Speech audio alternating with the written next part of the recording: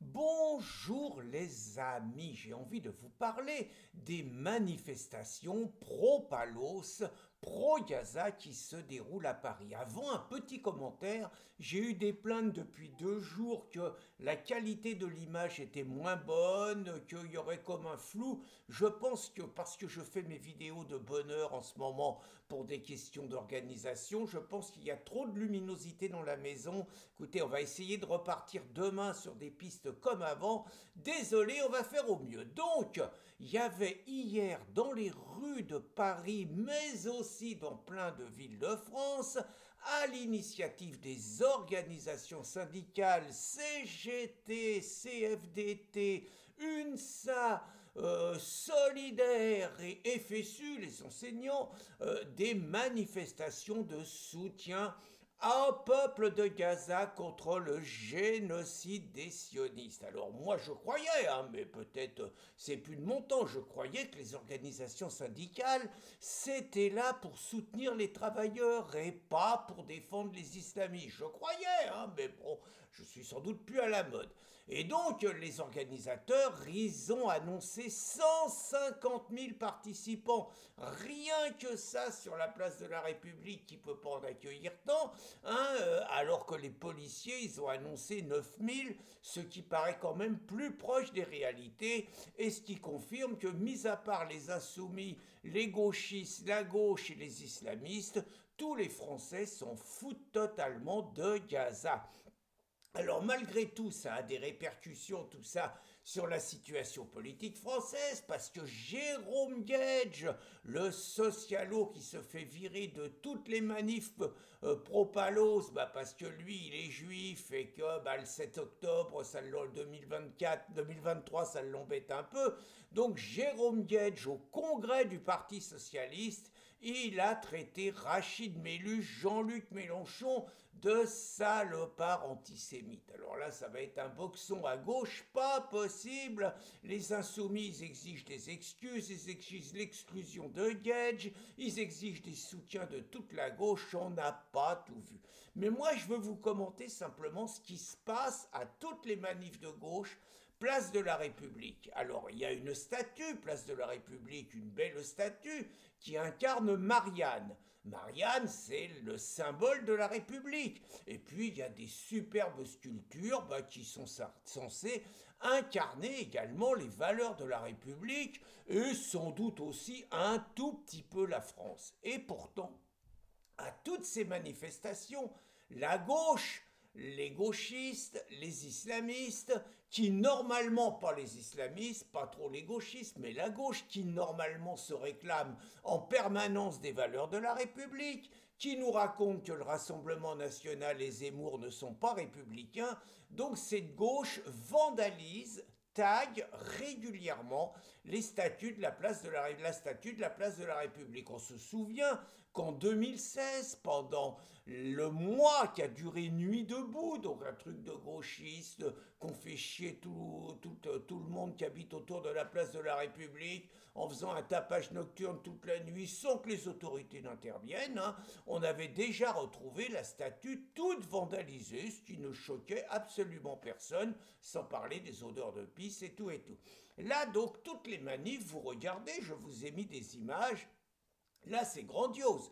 C'est-à-dire qu'on voit les mecs confondre la statue de la République, qui est quand même un tout petit peu sacralisée, qui incarne quand même quelque chose, une statue en plein centre d'une capitale, et même ailleurs, une statue, c'est une partie de notre histoire. Normalement, il y a quand même un côté sacré, il y a un côté qu'on respecte. Eh bien là, vous voyez les mecs, alors il y a déjà plein de tags de la dernière manif.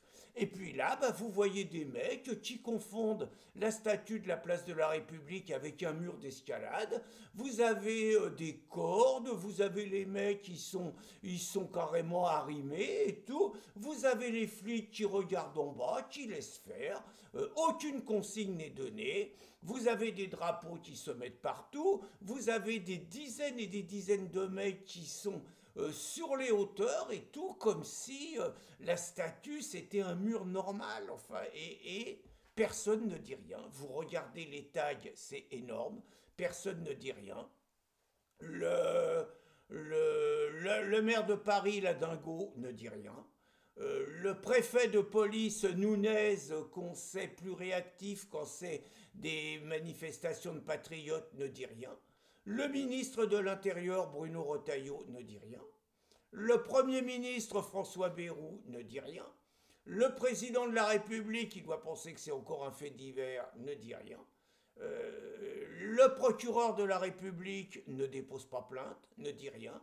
Les journalistes ne sont pas indignés. Je ne sais pas, imaginez aux États-Unis la statue de la liberté qui soit traitée comme ça. Mais je ne sais pas, Trump il fait tirer quoi.